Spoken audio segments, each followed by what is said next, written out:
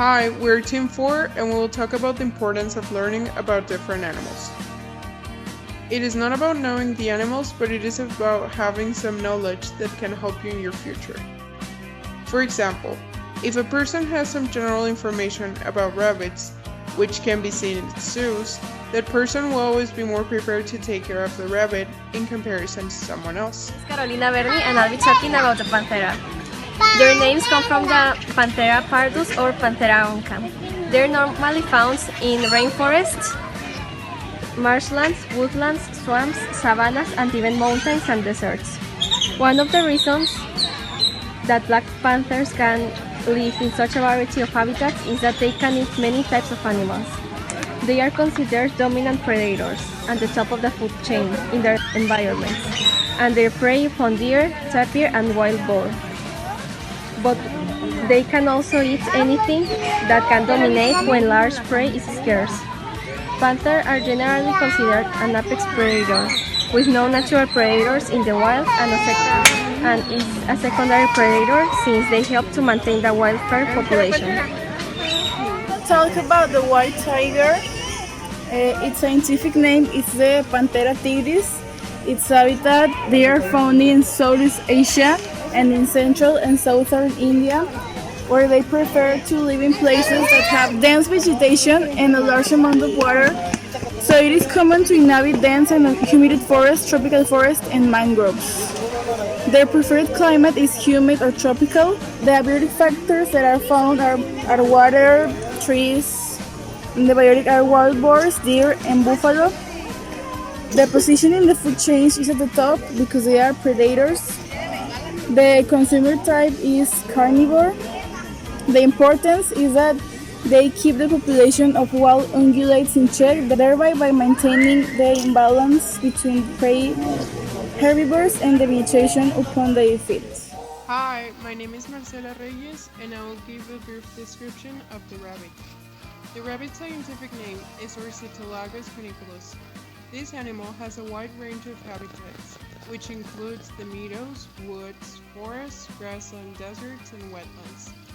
Usually, domestic rabbits need a regulated environment to protect against heat exhaustion or hypothermia. In a rabbit's habitat, we can find biotic factors such as grass and bushes, whereas the abiotic factors would be water, soil, and sunlight. In ecology, rabbits are considered to be herbivores, also known as primary consumers, seeing as they eat grass and are eaten by foxes. Rabbits are important because of their nitrogen-rich manure, high-protein milk, and farm productivity.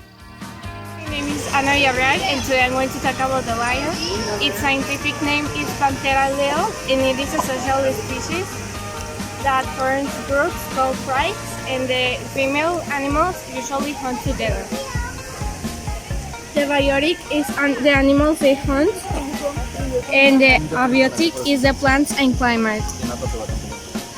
The kingdom is Animalia, and typically the lion inhabits grasslands and savannas, but it is absent in dense forests. When persecuted, adapts to being active at night and twilight, one of the most widely recognized animals symbols in human cultures. Lions have been a key species for exhibition in zoological gardens across the world since the late 18th century. The giraffe is related to the deer and the cattle. However, it's placed in a different family called the Giraffidae. It's the only species in this family are the giraffe and its closest relative, the okapi. The male giraffes are called bulls, and female giraffes are called cows. And its offsprings, the baby giraffes, are called calves. The diet of the giraffe tends to change during the year. In the dry seasons, they eat mostly green leaves, but during the rainy seasons, they tend to change to new leaves. But also, the branches are pulled into their mouth because of their long tongues. Its class is Mammalia, its order Artiodactyla, its phylum Chordata. The giraffe is an African toothed ungulate mammal. It's the tallest of all land-living animal species. Giraffes live from Chad to South Africa. The okapi shares family with the giraffes, but they have more shorter necks than the giraffe. They both eat leaves and have long tongues and skin-covered horns. They first appeared in Central Asia 15 million years ago. However, the earliest fossil record of the giraffe itself is from Israel and Africa, date back 1.5 million years ago. Hi, my name is Jency. I'm from the class 301 and I'm going to talk about the African elephant. Its scientific name is Loxodonta africanus and its habitat divides into groups. The forest elephants are on the eastern and central regions of Africa, and the savanna elephants are on the south and the western part. The climate, as we know, is pretty hot, and they are really susceptible to climate change for several reasons, like sensitivity to high temperatures and being prone to a variety of diseases. The abiotic factor in this case is the habitat, the vegetation and the land.